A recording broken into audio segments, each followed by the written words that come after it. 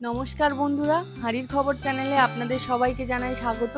আজকের আমি আপনাদেরকে বানিয়ে দেখাবো খুবই সহজ এবং সুস্বাদু একটি রেসিপি, চিংড়ি মাছের ভাপা। আসুন তাহলে দেখে নিই চিংড়ি ভাপা বানাতে কি কি লাগছে।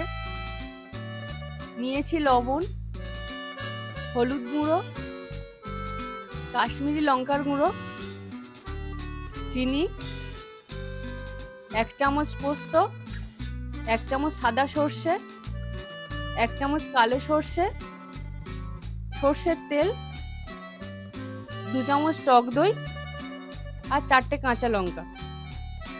নিয়েছি 300 গ্রাম চিংড়ি। চিংড়িগুলোকে ভালো করে খোসা ছাড়িয়ে নিয়েছি। এবার এর মধ্যে দিয়ে দেব 1/2 চামচ হলুদ গুঁড়ো আর স্বাদ মতন লবণ। এবার লবণ আর হলুদটাকে চিংড়ির সাথে ভালো করে মাখিয়ে নেব, নিয়ে আধ ঘন্টার জন্য ম্যারিনেট করতে দেব। একটা মিক্সিং জার নিয়েছি। এবার এর মধ্যে দিয়ে দেব 2 রকম সর্ষে আর পোস্ত। এটাকে আগে থেকে আমি ধুয়ে রেখেছিলাম। এবার দিয়ে দেব 2 চামচ টক দই,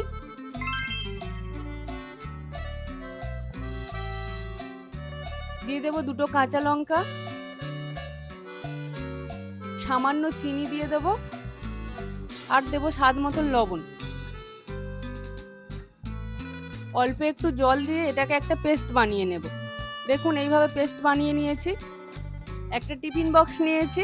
এবার এর মধ্যে পেস্টটাকে ঢেলে নেব। এবার পেস্টের মধ্যে ম্যারিনেট করে রাখা চিংড়িগুলোকে দিয়ে দেব।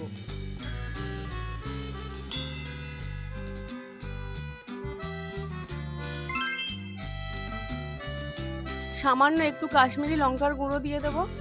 আপনারা এটা নাও দিতে পারেন, আমি এটা কালারের জন্য ব্যবহার করেছি। এবার এটাকে ভালো করে মাখিয়ে নেব। দিয়ে দেব সামান্য হলুদ গুঁড়ো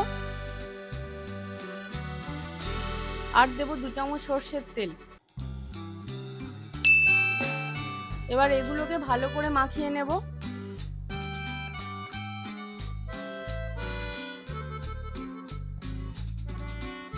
উপরে দিয়ে দেব 2টো কাঁচা লঙ্কা।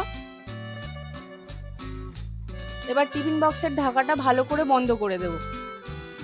একটা কড়াই নিয়েছি, কড়াইয়ে জল দিয়েছি, একটা স্টিলের স্ট্যান্ড নিয়েছি, তার উপর আমি টিফিন বক্সটা বসিয়ে দিয়েছি। লক্ষ্য রাখতে হবে টিফিন বক্সের তলাটা যেন জলে লেগে থাকে। এবার আমি কড়াইয়ের ঢাকাটা বন্ধ করে দেব। গ্যাসের ফ্লেমটা মিডিয়ামে রেখে 15 মিনিটের জন্য রেখে দেব। 15 মিনিট হয়ে গিয়েছে, টিফিন বক্সটাকে তুলে নিয়েছি। এবার ঢাকাটা খুলে দেখে নেব। দেখুন চিংড়ি ভাপা কি সুন্দর তৈরি হয়ে গিয়েছে। এবার এটাকে আমি নামিয়ে গরম ভাতের সাথে গরম গরম পরিবেশন করব। তাহলে বন্ধুরা, আমার এই রেসিপিটি আপনাদের যদি ভালো লেগে থাকে, লাইক, শেয়ার আর সাবস্ক্রাইব করে দেবেন।